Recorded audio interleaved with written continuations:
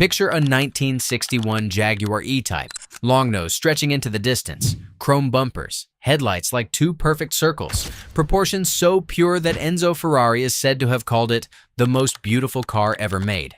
Now, picture a brand new crossover. Anyone, pick a brand. They all look the same.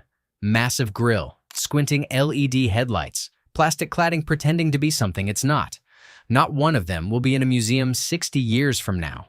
By the end of this video, you'll understand something about car design that most people have felt, but never had the words for. Here's the thing, it's not nostalgia. Walk through any classic car auction right now. A 1962 Ferrari 250 GTO sold for over $51 million in 2023. A James Bond Aston Martin DB5, $6.4 million. Pristine 1961. Jaguar E-Types have crossed the $1 million market auction for 60-year-old cars.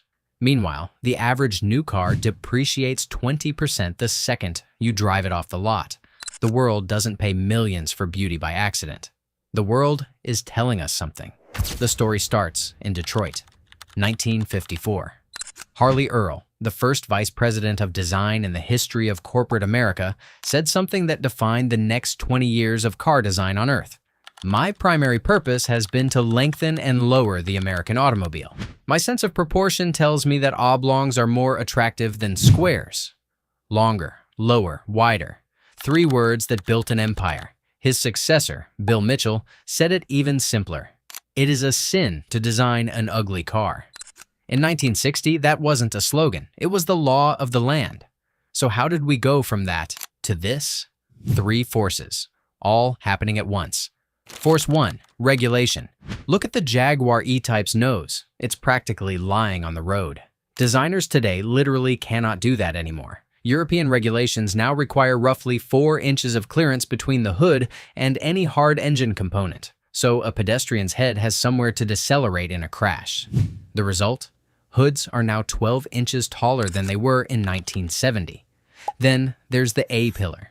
To pass roof crush tests, it has to support up to 3 times the car's own weight. So the pillars got thick. In many new SUVs, the blind spot from your A-pillar can hide an entire person standing in front of you. Nobody banned beautiful cars. They just made them structurally impossible, which turns out to be the same thing. Force 2, the wind tunnel. A 1961 Jaguar E-Type had a drag coefficient of 0.44. Beautiful, aerodynamically terrible. A modern Mercedes EQS, 0.20. Engineers aren't optimizing for beauty anymore. They're chasing one number on a fuel economy spreadsheet because federal standards demand it, and every tenth of a point saves millions in fines. When you optimize every car in the world for the same equation, you get the same car. Force 3, the algorithm. A new vehicle today has to sell in the US, Europe, China, the Middle East, and Southeast Asia. Jaguar's legendary designer Ian Callum said it plainly. There was a time you could tell what country a car came from. Today, every company makes cars for every country, designed for the broadest possible audience, manufactured as efficiently as possible. Translation: a committee of 47 people in 5 time zones signs off on every curve. You cannot design a masterpiece by committee. You never could. And here's the part almost nobody knows. The old designers saw all of this coming. Chris Bangle, who ran BMW design for nearly 20 years, described the modern car like this. People wanted rationality. The model stopped being a boat or a house and started being a refrigerator. And if you take a refrigerator and put a front on it, you basically get every car you need. A refrigerator with a front on it. 9 words, that's the modern car. Marcello Gandini, the man who designed the Lamborghini Miura and the Countach, said in 2019, "Maybe I shouldn't say this, but nothing better has been done since." Now, let's talk about what this actually costs us. Hoods over 40 inches tall, standard on most new SUVs, are 45% more likely to kill a pedestrian than lower hoods.